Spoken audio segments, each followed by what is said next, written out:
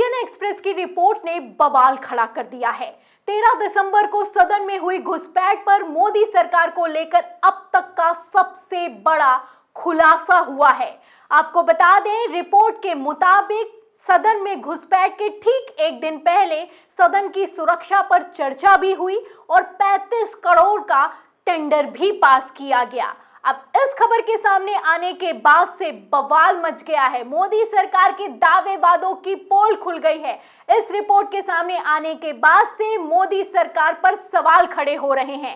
फिलहाल क्या सवाल खड़े हो रहे हैं और किस तरीके से राहुल गांधी ने मोदी सरकार की कथित तौर पर धज्जियां उड़ाकर रख दी हैं, आपको राहुल गांधी का बयान सुनाऊंगी। लेकिन सबसे पहले खबर की शुरुआत इंडियन एक्सप्रेस की खबर से करती हूं। तो सबसे पहले खबर आप देखिए इंडियन एक्सप्रेस की। देखिए, इस खबर में लिखा हुआ है कि संसद सुरक्षा उल्लंघन से एक दिन पहले सीपीडब्ल्यूडी ने अतिरिक्त सुरक्षा के लिए निविदा जारी की। यानी कि सुरक्षा के लिए, संसद की सुरक्षा के लिए टेंडर जारी किया गया है। ठीक एक दिन पहले 13 दिसंबर को सदन में घुसपैठ हुई है और 12 दिसंबर को 35 करोड़ का टेंडर जारी किया गया है। ये अपने आप में कितनी बड़ी खबर है, आप अंदाजा लगा सकते हैं। लेकिन इस खबर को गोदी मीडिया आपको कभी नहीं दिखाएगा। फिलहाल ये टेंडर क्यों जारी किया गया है, ये जब मैं आपको बताऊंगी तो आपकी भी आंखें फटी की फटी रह जाएंगी। फिलहाल क्या लिखा है खबर में, ये टेंडर क्यों जारी हुआ है 12 दिसंबर को, ध्यान से सुनिए। देखिए, खबर में लिखा है कि लोकसभा में सुरक्षा उल्लंघन से ठीक एक दिन पहले केंद्रीय लोक निर्माण विभाग ने अतिरिक्त सुरक्षा बुनियादी ढांचे के लिए एक निविदा जारी की है। यानी कि बेसिक सिक्योरिटी इंफ्रास्ट्रक्चर के लिए टेंडर जारी किया जा रहा है। अब ये अपने आप में कितनी शर्मनाक बात है और मोदी सरकार की कथित तौर पर कितनी बड़ी नाकामी है, आप अंदाजा लगा सकते हैं। ये वो सदन है जिसका उद्घाटन कितना भव्य हुआ। प्रधानमंत्री नरेंद्र मोदी ने कैसे फोटो सेशन करवाया, आप जानते हैं। 1200 करोड़ की लागत से बनाया गया है, लेकिन फिर भी इसमें बेसिक इंफ्रास्ट्रक्चर तक मौजूद नहीं है। आगे सुनिए, इसमें लिखा है कि जिसमें संसद परिसर के लिए, अब ये जो 35 करोड़ का टेंडर पास किया गया, ये क्यों किया गया है, ये सुनिए। देखिए, इसमें लिखा है कि जिसमें संसद परिसर के लिए गैजेट और बुलेट प्रूफ बैरियर शामिल हैं।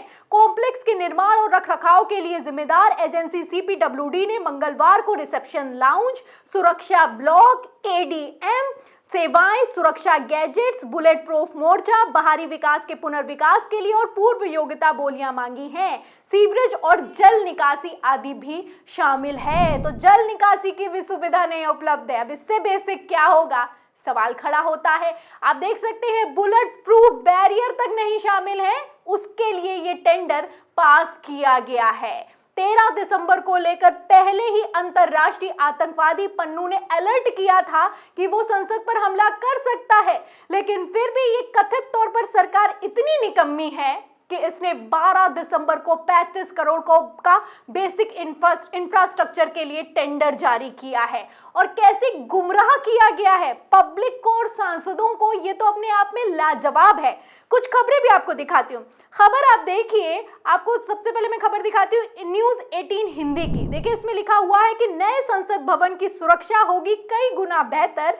एडवांस टेक्नोलॉजी के साथ कई लेयर में होंगे कड़े इंतजाम। तो कड़े इंतजाम किए गए हैं, सुरक्षा लेयर बनाई गई है। जब उद्घाटन होने वाला था तो गोदी मीडिया ने कैसी फेक न्यूज चलाई है, आप देख सकते हैं। 6 लोग पहुंचते हैं, अंदर तक पहुंच जाते, कूदते फांदते हुए अंदर तक चले जाते हैं और लेयर दर लेयर बनाई गई है।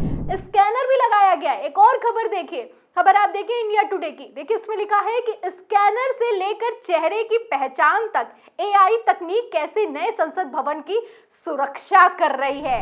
अरे, जूतों में स्मोक क्रैकर रख के शख्स अंदर तक चला जा रहा है और ये लोग स्कैनर की बातें कर रहे हैं। कहाँ था वो स्कैनर, क्यों ये जांच नहीं हुई और ये क्यों जांच के मामले में, क्यों सुरक्षा के मामले में इतनी लापरवाही बरती गई है, सबसे बड़ा सवाल खड़ा होता है। बातें तो बड़ी बड़ी की गई, प्रधानमंत्री नरेंद्र मोदी खुद, आप तस्वीरें देख सकते हैं कि किस तरीके से टोपी लगा लगा कर, टेबल बजा बजा कर देख रहे थे कि क्या कहां पर होना चाहिए, कैसे क्यों होना चाहिए। लेकिन इन सब के बाद जब घुसपैठ हो गई है तो इन लोगों से जवाब तक नहीं दिया जा रहा है, जिम्मेदारी तक नहीं ली जा रही है। अरे, एक ट्वीट तक नहीं किया जा रहा है। गृह मंत्री अमित शाह को लेकर कहा जा रहा है कि भैया आप सदन में तो आइए, कम से कम जवाब तो दीजिए, चर्चा तो कीजिए। लेकिन ये लोग चर्चा तक करने के लिए तैयार नहीं है, क्योंकि अगर यहाँ पर चर्चा हो गई तो यहाँ पर समझने वाली ये बात है कि सवाल होगा कि जो आपने खबरें चलाई थी, ये लेयर की, स्कैनर की, सुरक्षा की बात की थी, मोदी जी खुद आए थे, तब क्या हो रहा था, किस तरीके से खबरों को सेट किया जाता, प्रोपेगेंडा चलाया जाता और वो फेल होता हुआ नजर आ रहा है। आप इंडियन एक्सप्रेस की इस खबर से अंदाजा लगा सकते हैं, ये अपने आप में बहुत बड़ा खुलासा है। फिलहाल अमित शाह जहां एक तरफ सदन में आने के लिए तैयार नहीं है, वहीं दूसरी तरफ मैं आपको बता दूं कि जो विधेयक है उस पर इसलिए चर्चा भी नहीं हो पा रही है, क्योंकि एक और खबर है, खबर आप देखिए जागरण की, देखिए इसमें लिखा भी है कि संसद के शीतकालीन सत्र में सरकार पेश करेगी 18 बिल, महिला आरक्षण और आपराधिक कानून समेत, देखे पूरी लिस्ट। तो पूरी लिस्ट तैयार है, शाह जी को आना है, लेकिन अमित शाह है कि आने के लिए तैयार नहीं, अमित शाह आ नहीं रहे। और अमित शाह के आने के लिए जो मांग कर रहा है विपक्ष, जवाब देने के लिए जो मांग कर रहा है विपक्ष, एक्शन लेने के लिए जो मांग कर रहा है, उसमें से 14 सांसदों को सस्पेंड कर दिया जा रहा है। ये है वो लोकतंत्र, और इस लोकतंत्र की चर्चा पूरी दुनिया में होती है। खैर, ये तो हुई वो सुरक्षा व्यवस्था जिसका ढोल अब फटता हुआ नजर आ रहा है। अब दूसरी वजह, राहुल गांधी का बयान भी निकलकर सामने आया है। राहुल गांधी ने कैसे सदन में हुई घुसपैठ को लेकर मोदी सरकार की धज्जियां उड़ाकर रख दी हैं, बयान सुनिए। सुरक्षा ब्रीच हुई है, वो है, बट क्यों हुई?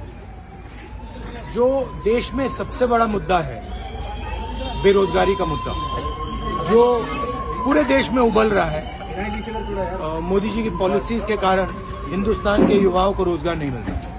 तो ब्रीच जरूर हुई है, बट इसके पीछे कारण बेरोजगारी है और महंगाई है। तो सुना आपने, राहुल गांधी ने एक टूक जवाब दिया है मीडिया को कि ये जो घुसपैठ हुई है इसके पीछे जिम्मेदार कोई और नहीं, बेरोजगारी और महंगाई है।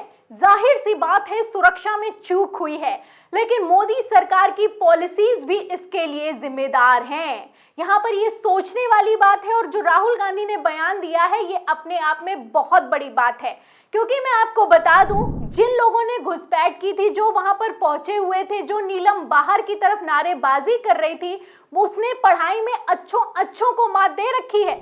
अगर उसकी पढ़ाई की बात की जाए तो आपको एक खबर भी दिखाती हूँ। खबर आप देखिए नवभारत टाइम्स की, देखिए इसमें लिखा है कि BA, MA, B.Ed, M.Ed, C.Tech, M.Phil और नेट संसद भवन के बाहर गिरफ्तार नीलम के बारे में जानकर हो जाएंगे हैरान। तो हैरान करने वाली बात है, कोई M.Phil से लेकर C.Tech से लेकर नेट तक क्वालिफाई करके बैठा है, 42 साल उसकी उम्र हो गई है और नौकरी तक नहीं मिल रही है। अब जब नौकरी नहीं मिली है तो इन लोगों ने बाहर जाकर सदन के नारेबाजी की है, घुसपैठ की है।